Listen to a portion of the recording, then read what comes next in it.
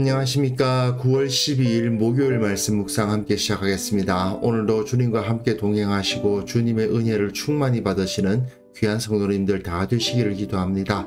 오늘 본문은 출애굽기 5장 1절에서부터 14절까지 말씀이고요. 모세와 아론이 바로를 만나서 첫 번째 조우가 일어나는 모습을 볼 수 있는데요. 이것을 통해서 이 바로가 말하는 세상의 가치관, 그리고 이 세상을 우리가 어떻게 이겨야 될 것인가를 생각해보는 시간 되었으면 좋겠습니다. 그럼 먼저 말씀 보시겠습니다.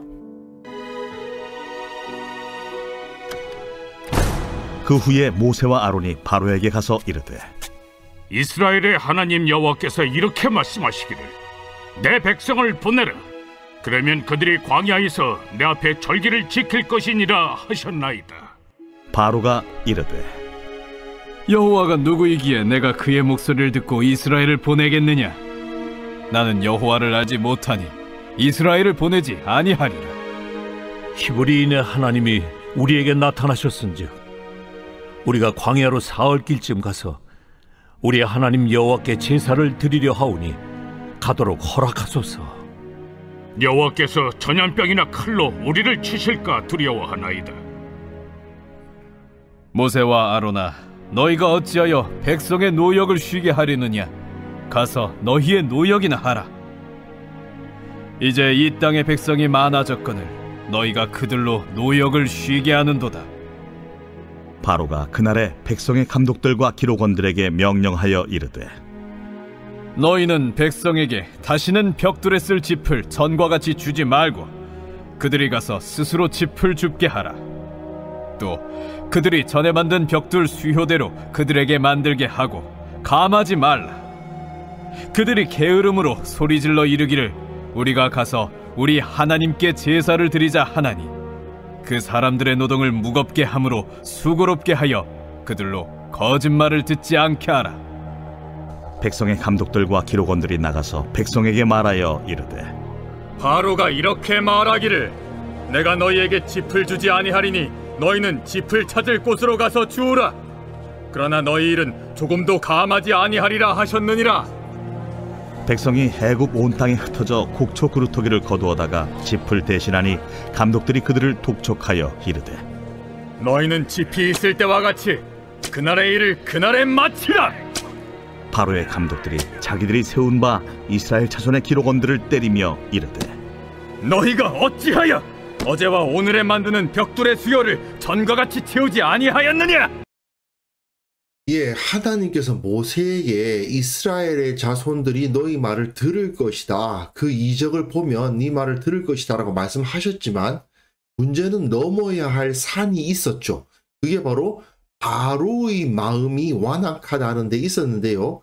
오늘 본문에서는 드디어 이 완악한 바로와 모세와 아론이 만나고 그리고 그로 인해서 어떤 문제가 생기는가를 보여줍니다. 여기서 우리는 이 모세가 어떤 전투를 눈앞에 두고 있는가를 알 수 있게 되는 거죠. 아직까지 하나님께서 바로와 본격적으로 전쟁을 하시지는 않고 있지만 이제 그 배경이 되어서 모세와 바로의 싸움이 준비되고 있는데 여기서 가장 극명한 차이점이 무엇인가가 여기서 드러나고 있는 겁니다. 모세와 아론이 바로에게 가서 이스라엘의 하나님 여호와께서 이렇게 말씀하셨다라고 말하고 내 백성을 보내라. 그러면 그들이 광야에서 내 앞에 절기를 지킬 것이니라. 하나님께 절기를 지켜 제사를 할 것이다. 그러니까 내 백성을 보내라 하고 말씀하시죠. 그런데 바로가 한 말이 매우 중요합니다. 여호와가 누구이기에 내가 그의 목소리를 듣고 이스라엘을 보내겠느냐?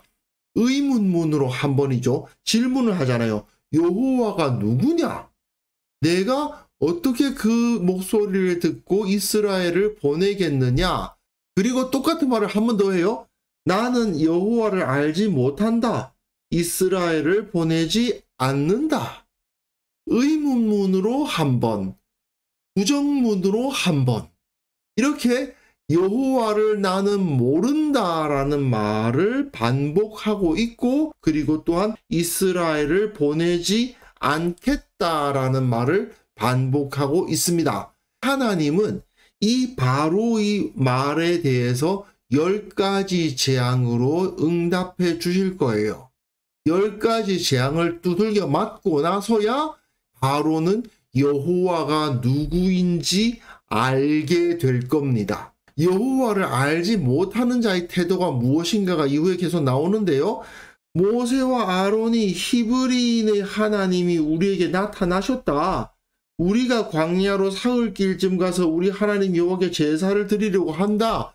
광야로 사흘 길쯤 가서 하나님께 제사를 드리겠다는 것은 애굽으로부터 완전히 떠나겠다는 말도 아니지 않습니까? 지금 중요한 것은 우리 하나님 여호와를 기억하고 그분께 제사를 드린다. 그분을 섬기는 안식에 들어가겠다라고 이야기를 하는 거거든요.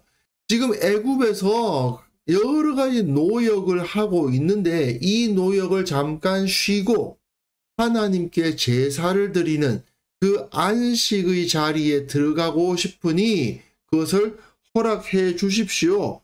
그렇지 않으면 여호와께서 전염병이나 칼로 우리를 치실 것입니다. 라는 경고가 주어지고 있습니다.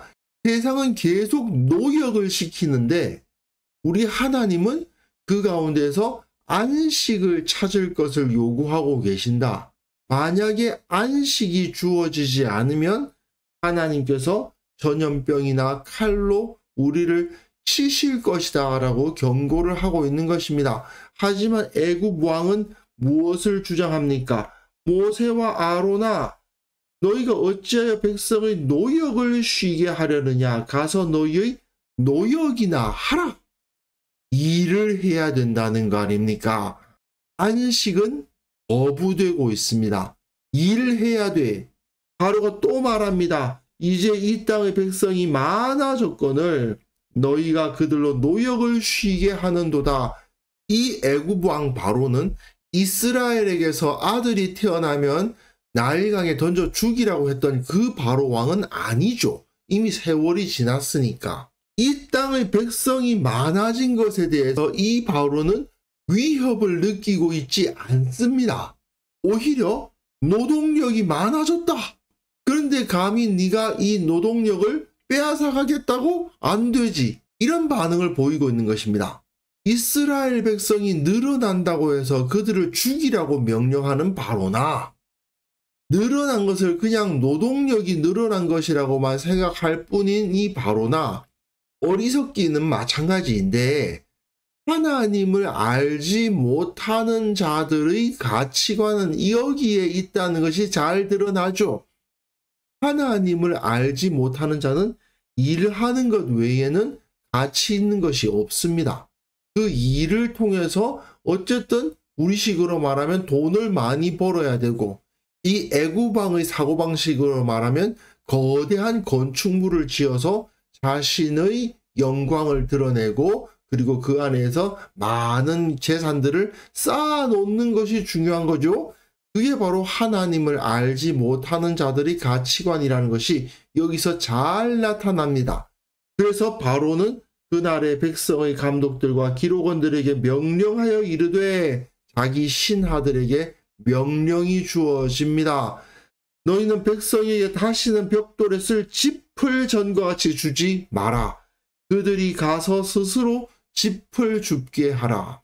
이집트 쪽의 그 건축물에서 쓰는 벽돌은 흙과 짚을 섞어가지고 말려서 만드는 벽돌이기 때문에 그 흙들이 붙을 수 있는 짚이 필요합니다. 그런데 이전에는 애굽 사람들이 짚을 거두어 가지고 이스라엘 사람들에게 주면 이스라엘 사람들이 거기다 흙을 개어 가지고 벽돌을 만들었는데 이제 바로는 그 애굽 사람들이 이스라엘 사람들에게 주던 짚을 끊어버리고 이스라엘 사람들이 그 짚을 가져가라고 시키는 겁니다. 그런데 여기서 상당히 상징적인 그림이 나타나고 있어요. 뭐냐 하면 하나님께서는 사람이 범죄함으로 인해서 땅이 저주를 받았다. 그렇기 때문에 사람은 평생에 수고하여야 그 소산을 먹는다라는 말씀을 하시긴 했어요. 이 노동은 분명히 농업의 노동이죠. 그 노동을 하면 땅의 소산을 먹을 수 있는 거 아닙니까? 그런데 애굽 사람들은 이스라엘에게 뭘 줍니까? 짚을 줘요. 그 알곡을 주는 게 아니고 먹을 거 다 빼가고 그 남은 짚을 주고 뭘 만들려고 하느냐? 먹지도 못할 벽돌을 만들려고 해요. 그것이 사람을 살리는 것이 아니거든요. 아니, 벽돌을 만드는 사람과 농사 짓는 사람이 따로 있어서 서로 간에 분업화가 되어 있으면 상관없지 않느냐? 맞습니다. 분업화가 되어 있으면 상관없는 건 사실이지만 상징적으로 그렇다는 거예요. 상징적으로 이스라엘 사람들에게는 생명을 주는 일을 하지 못하게 하고 벽돌을 만들려고 하고 그들에게는 양식이 되는 것은 다 떨어져 나가는 짚을 주어서 벽돌을 만드는 일을 하게 하면서 저들이 게으르다라고 공격하죠. 그렇기 때문에 소리질러 이르기를 우리가 가서 우리 하나님께 제사를 드리자 한다. 하나님을 기억하고 하나님을 예배하는 것은 게으르기 때문에 하는 소리다. 그렇기 때문에 노동을 무겁게 하여 수고롭게 하여 그들로 거짓말을 듣지 않게 하라. 이건 매우 비슷한 것이 1장에서 그 이스라엘 사람들의 숫자를 줄이기 위해서 많은 일을 시켰던 바로의 행위와 일맥상통하고 있죠. 다만 차이가 있다면 그 이전의 바로는 이스라엘의 숫자를 줄이겠다는 데 목적이 있었다면 이 바로는 그 많은 이스라엘 사람들을 통해서 노동력을 확보하겠다는 데에 초점이 있다는 것. 그 차이 정도밖에 없습니다. 바로가 강요하는 노동은 하나님께서 사람에게 허락하신 땅의 소산을 주는 노동도 아니고 무엇보다도 그 가운데 안식을 얻고 하나님을 섬길 수 있는 기회 자체가 완전히 박탈된 노동이었다. 이것이 중요하죠. 이것이 바로 세상이 하나님의 백성들에게 강요하는 노동의 형태입니다. 그러니까 결과가 나타납니다. 백성의 감독들과 기록관들이 나가서 백성에게 말하여 이르되 바로가 이렇게 말했다. 이 바로가 이렇게 말했다라는 말과 대조가 되고 있는 것이 이스라엘의 하나님 여호와께서 이렇게 말씀하시기를 이것과 대조가 되고 있는 거죠. 하나님은 이렇게 말씀하셨다. 너희들이 안식을 얻고 광야에 나와 내 앞에 절기를 지키라. 절기를 지키고 제사를 드리라는 것인데 제사를 드리게 되면 양과 염소를 잡아서 태우고 또 화목제를 드리게 되니까 함께 먹을 것을 나누어 먹고 그 앞에서 찬송을 부르며 기뻐하는 모습이 나타나게 되어 있거든요. 그런데 바로가 이렇게 말하기를 바로의 명령은 무엇입니까? 나는 너희들에게 짚을 주지 않을 것이다. 너희는 짚을 찾을 곳으로 가서 주우라. 그러나 너희 일은 조금도 감하지 아니하리라. 하던 일은 그대로 하고 짚을 모으는 것까지 해라. 이렇게 명령이 주어지죠. 이 12절도 상당히 상징적인데요. 백성이 애굽 온 땅에 흩어져서 곡초 그루터기를 거두어다가 짚을 대신한다고 되어 있습니다. 왜 밀이나 벼를 베면 밑에 뿌리 부분은 남아있지 않습니까? 그것들까지 다 땅에서 뽑아가지고 그걸로 짚을 대신하더라는 겁니다. 애굽인들이 짚을 어떻게 사용했는지는 모르겠지만 그 짚이 모자라가지고 곡초 그루터기를 다 뜯었다는 거예요. 그런데 이것은 추수가 끝나고 남은 그 죽은 것들을 뜯어내는 것을 의미하는 거 아닙니까? 전혀 사람들에게 양식이 되지 못하는 것을 거두고 있는 모습을 그려주고 있는 거죠. 그런데 감독들은 독촉을 합니다. 너희는 짚이 있을 때와 같이 그날의 일을 그날에 마치라. 이렇게 노동을 강요하면서 바로의 감독들이 자기들이 세운 바 이스라엘 자손의 기록원들을 때리며 이르되 이스라엘 자손들 중에서도 기록원들을 세워서 그들을 통해서 이스라엘을 지휘하는데 기록원들을 때리면서 너희가 어찌하여 어제와 오늘에 만드는 벽돌의 수여를 전과 같이 채우지 아니하였느냐? 짚을 모으고 곡초 그루터기를 거두고 하는 그 일 하느라고 벽돌 만드는 숫자가 줄어들 수밖에 없는데 계속 그 노동을 강요하면서 벽돌의 숫자를 전과 같이 채우라고 강요하는 모습을 볼 수 있죠. 이것이 바로 세상이 강요하는 노동이라는 것입니다. 그리고 이거는 나중에 이스라엘이 광야에 나아갔을 때 어떤 노동을 하게 되느냐 하고 대조를 이루는 것이기도 합니다. 광야에서는 만나를 줍거든요. 자신의 양식을 줍습니다. 하지만 여기서는 양식 아닌 걸 거두어 가지고 벽돌 만드는데 벽돌을 만들지 못하면 매를 맞고 압박을 당하는 그런 모습을 그려주고 있죠. 그러니까 애굽에서의 모습과 광야에서의 모습이 이렇게 대조되고 있는 부분이기도 합니다. 물론 우리가 살고 있는 세상은 다원화되고 분업화되어 있죠. 이 출애굽기에서는 농업의 노동, 그러니까 사람의 양식을 얻는 노동은 가치 있는 노동이고 이 벽돌 만드는 노동은 가치 없는 노동인 것으로 대조시키고 있는 것은 사실이에요. 이거는 모세가 벽돌 만드는 노동을 하찮게 봐서가 아니고 상징적으로 대조시키기 위해서 이런 표현을 쓰고 있는 거죠. 그러니까 우리가 꼭 농업을 하고 우리 양식을 얻는 노동을 해야만 가치가 있다고 생각하는 건 부적절하죠. 하지만 분명한 것은 이 세상이, 우리가 살아가고 있는 이 세상이 사람을 노동의 자리로 내몰고 무엇보다도 하나님 안에서 안식하는 시간을 무가치한 것으로 평가한다는 사실이죠. 이거는 이 바로의 모습이나 지금 이 세상의 분위기의 모습이나 너무나도 비슷하죠. 이 세상은 끊임없이 일해 하면서 하나님이 밥 먹여주냐, 예배 드리면 뭐가 떨어지냐, 이런 식으로 우리를 공격하지만 우리는 인간의 진정한 가치가 하나님을 섬김에 있어서 확인되고 하나님을 기억하지 못한다면 인간의 가치는 사라진다는 것을 절대로 잊지 말아야 되는 것이죠. 그래서 이 시간 함께 기도하실 때에는요, 이 세상이 하나님을 대적하며 하나님을 섬기는 자리에 서지 못하게 하지만 우리는 그것에 대해서 대적하고 온전히 하나님만을 바라보고 하나님을 섬기기를 기뻐하는 자가 되게 하여 주옵소서. 우리 그리스도인들이 세상의 본질을 파악하게 하시고 이 세상에 있는 탐욕, 그 무가치함에 빠져들지 않도록 도와주옵소서. 함께 기도하는 시간 가졌습니다.